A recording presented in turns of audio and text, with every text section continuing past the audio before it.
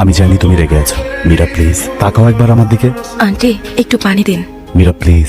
Baby তুমি আমাকে avoid করছো কেন? ঠিক আছে আমার সাথে কথা বলো না, কিন্তু আমার কথা তো শোনো। কেন শুনবো? আমি সেদিন এত কথা বলেছিলাম, তুমি আমার কথা শুনেছিলে? আমি কেন শুনবো? চলে যাও এখান থেকে, জাস্ট গো। চলে যাবার জন্য আমি আসিনি মীর, তোমাকে ফিরিয়ে নিতে এসেছি। চলো। তোমার একটু লজ্জা করে না? Baby please. Please just stay away. Baby এসব কি বেবি? আমরা কেউই তো সুখী নই, তুমি আমার সাথে চলো। আমি খুশি কি খুশি না এটা তুমি ডিসাইড করবে। আমরা দুজনে আলাদা থেকে সুখী হতে পারবো না, এটা তো আমরা ভালো করেই জানি। আমি সুখী আছি। তুমি বলেছিলে আমাদের যাদের কাউকে বিয়ে করে ফেলতে, আমাকে অভিশাপ দাওনি। Thank you so much. তুমি যেমনটা বলেছিলে আমি ঠিক তেমনটাই করেছি। এখন তো খুশি হওয়ার কথা, যাও এখান থেকে, যাও। বারবার যাও যাও না বলে তুমি আমার সাথে এসো।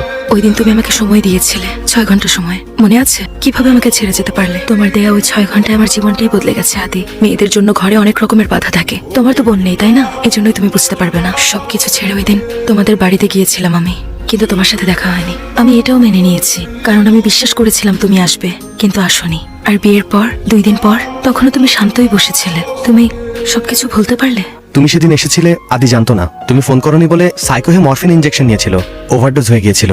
তারপর ওকে হসপিটালে নিয়ে গিয়েছিলাম, অল্পের জন্য প্রাণে বেঁচে গেছে। 2 দিন পর ওর জ্ঞান ফেরে, আর এর মধ্যে তোমার বিয়ে হয়ে যায়। ওর ভাইয়েরও বিয়ে হয়ে যায়।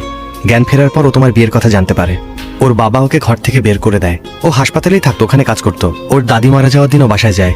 এসব কথা তুমি জানো না। কত দূর থেকে তোমার কাছে ছুটে গেলাম, একবারও তুমি ফিরে দেখলে না। কত দূরে? হিমালয়ে চলে গিয়েছিলে? বোট ক্লাব থেকে আডিয়ায়, এইটুকুই তো। আর আমি কেন দেখবো? তুমি এখন এসে কেন এসব মনে করিয়ে দিচ্ছ? Please don't remind me all of this. I don't want to see your face. Please please শান্ত হও। ঠিক আছে আমি তোমার সামনে আর আসবো না, কিন্তু শেষমেশ একটা প্রশ্ন করছি, উত্তর দাও। আমার কাছে আসার জন্য তোমাকে কে বাধা দিচ্ছে? এই তো এই মীরা, এটা রক্ত মাংস ছাড়া কিছু না। ও রিয়েলি? মীরা ট্রাস্ট মি, আমি আছি তো, সবকিছু সামলে নেব। সোসাইটি, ফ্যামিলি, ফ্রেন্ডস, কোনো কিছু তোয়াক্কা করি না আমি। মীরা এত সব চিন্তা করার দরকার নেই, আমার সাথে চলো। ঠিক আছে আমি তোমার কাছে আসবো, কিন্তু বাচ্চাটার জন্ম হলে সে কাকে বাবা ডাকবে? আমাকে রাখবে? এসব কথা শুনতে তো ভালোই লাগে, কিন্তু আমার বিশ্বাস হয় না। তোমার কাছে তো হিরোইন আছে, যারা তোমাকে ভালোবাসে, তাদের ভোলার জন্য তোমার কাছে মদ আছে, সেই সাথে ড্রাগস। এখান থেকে যাও। না মীরা, ও সবকিছু ছেড়ে দিয়েছে। পার্থিব তুই থাম। মীরা আমার কাছে তোমার চেয়ে গুরুত্বপূর্ণ কেউ না।